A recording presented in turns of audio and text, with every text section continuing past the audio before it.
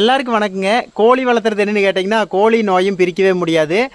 இந்த மார்கழி மாதத்தில் வந்துட்டு கோழிகளுக்கு நிறையா நோய் வருங்க. நம்ம என்ன தான் வந்துட்டு R2B RDVK என்ன தடுப்பு மருந்துகள் கொடுத்து வச்சுருந்தாலும் அப்பவும் பார்த்தீங்கன்னா கோழிகளுக்கு நோய் அப்படிங்கிறது வந்துட்டே தான் இருக்கும். அந்த விதத்தில் என்னுடைய பண்ணைக்கு வந்துட்டு ஒரு 4 கோழிக்கு வந்துட்டு ஒரு சின்ன நோய் மாதிரி வந்திருக்குதுங்க. அதாவது எப்படின்னு கேட்டிங்கன்னா, நோய் வந்த அன்னைக்கே வந்துட்டு தலையை தொங்க போட்டுரும், அவ்வளோதான், தலையை எடுக்காது. அந்த கோழிகளுக்கு நம்ம என்னென்ன மருத்துவ முறைகள் பண்ணி காப்பாற்றலாம் அப்படின்னு சொல்லி பார்க்கலாங்க. நான் வந்து பார்த்தீங்கன்னா ஒரு 4-5 வருஷமாகவே வந்துட்டு ஒரு 100 கோழி வளர்த்துறோம்னா மாதத்துக்கு ஒன்று வந்து ஏதாவது ஒன்று நோயில் பாதிப்படைஞ்சிட்டே இருக்கும். நம்ம என்ன தடுப்பு மருந்து கொடுத்தாலுமே வாங்க அப்படி என்னுடைய கோழிகளை பார்க்கலாம். என்னுடைய மற்ற கோழிகளெல்லாம் பாருங்கள், எல்லாருமே மேய்ஞ்சிட்டு இருக்கிறாங்க.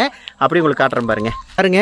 நம்ம கோழிகள் எல்லாமே ரெடி ஆகிட்டாங்க. சாயங்காலம் நேரங்கிறங்காட்டிக்கு எல்லாருமே உட்கார ரெடி ஆகிட்டாங்க. அதுபோக நம்ம கோழிகள் எல்லாமே வந்துட்டு இருக்குது.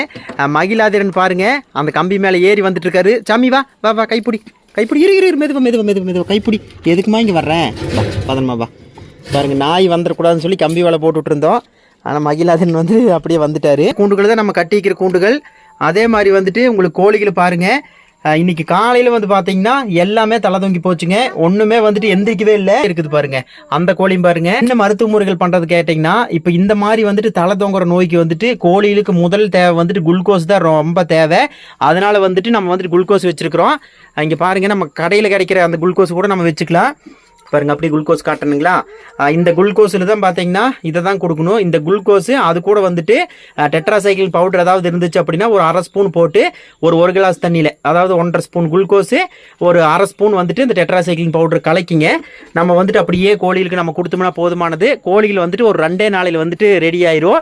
இங்கே பாருங்கள், நிறைய நண்பர்கள் வந்துட்டு இந்த மாதிரி நோய் வந்ததுக்கப்புறம் என்ன பண்ணுறதுன்னு தெரியாமல் நிறைய கோழியோட இழப்புகளை சந்திச்சிருப்பீங்க. இதுக்கெல்லாமே வந்துட்டு ரொம்ப ஈஸியான வழிமுறைகள் வந்தாச்சு. காலையில் பாருங்கள், இந்த கோழியெல்லாம் பார்த்தீங்கன்னா தலை ரொம்ப தொங்கி போய் தான் இருந்துச்சு. இப்போ அந்த குளுக்கோஸ் தண்ணியும் டெட்ராசைக்கிளின் பவுடரும் கொடுத்ததுக்கு அப்புறம் பார்த்தீங்கன்னா கோழிகள் எப்படி இருக்குதுன்னு சொல்லி பாருங்க. மகிழாதிரனும் பாருங்க, கோழி நானும் பார்த்தே தீருவேன் அப்படிங்கிற மாதிரி வந்துட்டாரு. மயிலு, கோழி பார்க்கலாமா தங்கம்? கூப்பிடு, பாபான்னு கூப்பிடுமா. சரி, கோழிக்கு பாய் சொல்லிடு, காலையில் பார்க்கலாம்.